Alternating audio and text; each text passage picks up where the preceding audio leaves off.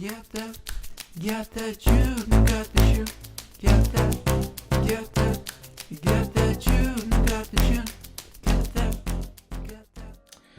What is going on YouTube? June here, and I'm back again with another Idols Heroes video. Today we're going to be taking a look at my own account on server 48, where I tried really damn hard this season to push for the Void Arc. This is content that I'm doing every single day, and now that Aspen's pretty much, it's been solved for months now, and it's just Void content that's left in the game. So I'm just grinding this daily, and I wanted to see how far I could get this season by spending all my stellars, all my food, investing into my 15 E5s.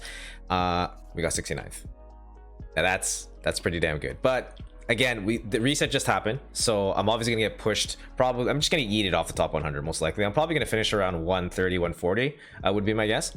But I just wanted to go over what I did this season. If so, anyone out there has similar stellar situations, maybe you can employ the same strategy that I used, and it'll help you out score higher ranking to get you more mats for the eggs and the pets and more novas and more cores and all that good stuff, right? So let's look at the team that I used.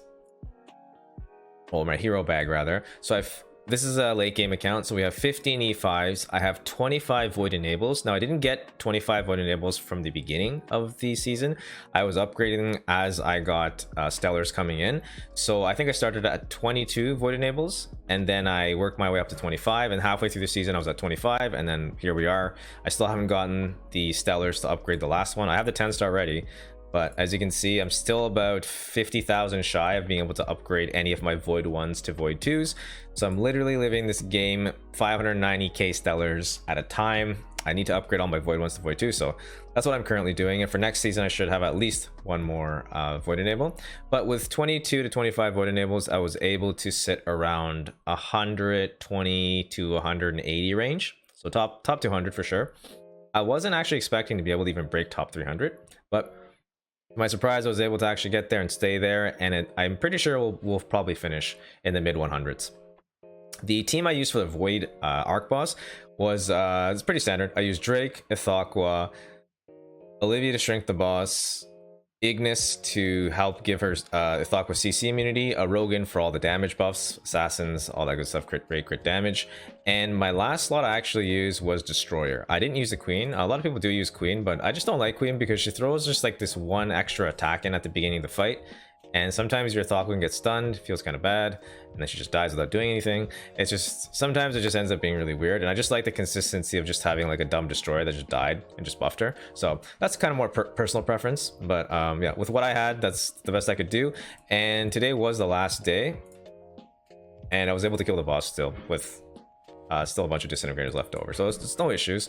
Oh, the actual hero, the build that I'm running for Ithaqua. So if Ithaqua with full Rezo gear, SS2 fully damage attack stone, and just a maxed out antlers. I'm pretty sure you could do it with like a radiant antlers, maybe a glittery antlers. I'm not too sure, but it's not too hard. Once you get your solid team together, and you get the upgrades from the workshop. So the workshop upgrades are really important. You want to make sure that you don't touch this, because you don't want control immunity. Now you do want control immunity on your Ithaqua, but that's what your Iggy's for. Your Iggy should die early and then give your Ithaqua control immunity so she doesn't get stunned, so she has 100% uptime. But the rest of your team needs to be locked down. You don't want them to wake up and start attacking the boss, because then that's just more damage that your Ithaqua has to soak up, and then she actually might die before round 6, and then your damage is going to plummet. So just make sure that you're upgrading the HP and the all damage and completely foregoing anything in the control immunity. All right, for those folks that want to geek out on some of the data that I collected this season on this spreadsheet, I hope it's useful. I just thought I would share it. Things to pay attention to this season at least was the strategy that I used. So I ended up going with 90% is it 4? Yes. 4 90% clears. So you start the first sector, like the free sector, you do it all the way up to 90%, so 3 days worth of adventuring, and then you reset, go to the second sector, you do that over and over and over again for 4 days straight, and then you just start doing 100% clear. So that's 100% clear there, 100% clear there, one more there, and a last one there. And then this is today. You get to reset on the last day, kill the boss, collect maybe the egg, a few of those void loads, and then the season's done. The thing you really want to pay attention to, I found, I made this mistake last season actually, is your ingots early game. So the first like couple weeks of playing, or I guess not couple weeks, the first like 10 days, maybe 11 days is where your ingots are at relative to when you're going to upgrade your workshop. So last season I made the mistake of upgrading my workshop too early, and then I was stuck in a place where I was supposed to close out the sector at 90%, but because I didn't have enough ingots, it didn't make sense. So I just had to do it 100%, and that kind of messed up my kind of rhythm. So this season I made it a point to actually not upgrade the workshop at all until I opened up the next sector, and it just made it easier for me, because like sometimes you forget what point of the cycle you're at, and you're just like, am I gonna actually close tomorrow night after reset? Is it before? How many ingots am I gonna have? It's really hard to predict how many ingots are going to come in. So if you just upgrade your workshop a little too early, you might end up shooting yourself in the foot. So I highly suggest, if you guys are thinking of pushing Arc and you really want to try one of these strategies, that you just keep track of your ingots and just make sure to just upgrade the workshop after you open up the next sector.